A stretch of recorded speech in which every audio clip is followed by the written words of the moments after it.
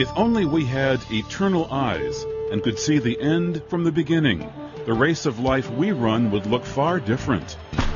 With eternal eyes, we'd see all those things we could not change, but tried to change, and understand why God placed them in our lives. In eternity, we'll have that understanding. But for now, we must rest in the wisdom of God. Stay with us.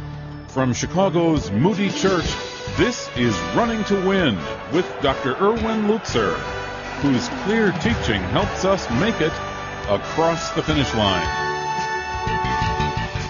Today, Dr. Lutzer concludes a message on the things that must come to pass. In God's plan for His own Son, there was a cross Jesus had to bear. It's clear from the Scriptures that there are crosses we must bear as well. And we think of illnesses like that comes to families, and certainly we pray and we believe God and we trust and we ask God for healing, but at the end of the day, when it doesn't happen, we can rely on the fact that the same God who gave Christ a cross sometimes gives crosses to His people and says, this is also your must. You must endure it. Some of our musts, not all of them, because some of them are created by us, some of them can be changed, but some of our musts are divinely appointed. Secondly, all of our musts have to be submitted to God. Even those that we ourselves have created, they must be given over to God. Now, you have to get the picture. I am wrestling with these ideas yesterday afternoon at home. The ideas are forming in my mind. They're coming together. I'm thinking to myself, how am I going to say this to the people tomorrow that they will best understand?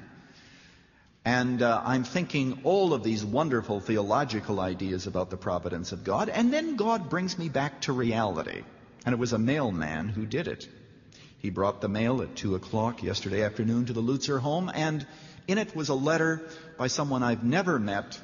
She had read something that I wrote and wrote a letter to Moody Press, and Moody Press sent the letter back on to me. And what a tragic letter. What a tragic letter. My wife read it too, and both of us, it made us very angry.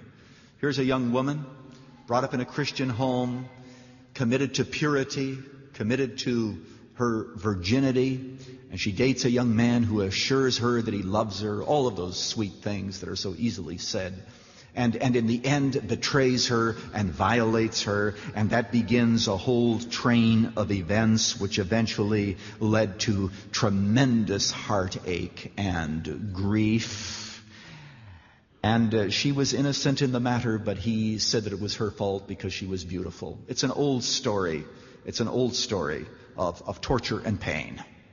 And you read this and you say, God, how can you let this happen to one of your children? Her only crime was trust. Perhaps naive trust, but trust. And some of you, because you have trusted, you have been deeply wounded because of that trust. And in the middle of the preparation of this message comes this letter, which I read, and I say, God, how does this fit in? Are there even some musts like this that must be borne? And I'm not going to answer that, because you understand we're in some deep theological water, or at least getting there in just a moment.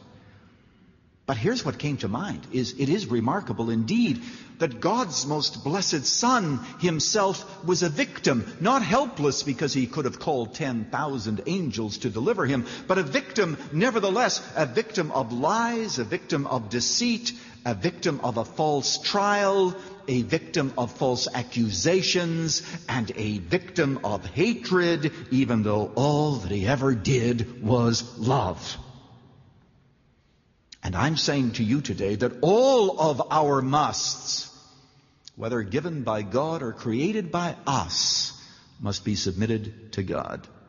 And now finally, and most importantly, and this is the point to which everything else, I hope, has gone so far in this message, let us never forget that God is just as much with us in our painful musts as he was with Christ in his painful musts.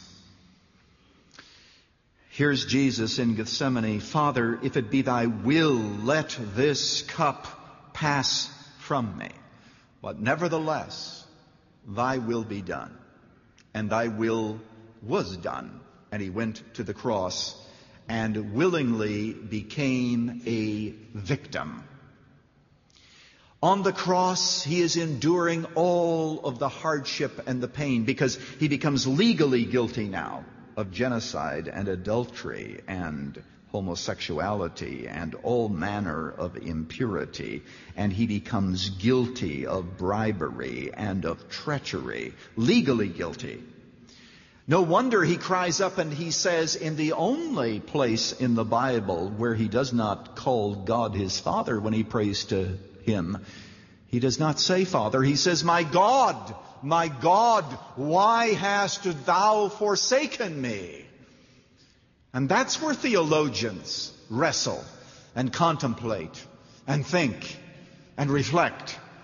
That for those moments you have God the Father, as it were, turning his back on God the Son and saying, this is so terrible that you, oh my beloved one, must bear it alone.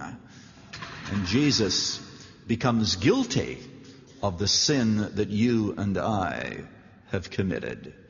And I want you to know today that we will never have to experience, ever, those of you who have been abused, those of you who have been victims of other people's crimes and sins. Thankfully, we will never have to endure what Christ endured. Why? Because it says, he will never leave thee nor forsake thee. Never. We will never have to say, my God, why hast thou forsaken me? Because God says, in all of your musts, whether divinely appointed or something that you have brought about, I walk with you through those experiences. And in the end, the answer to Christ's grief was resurrection.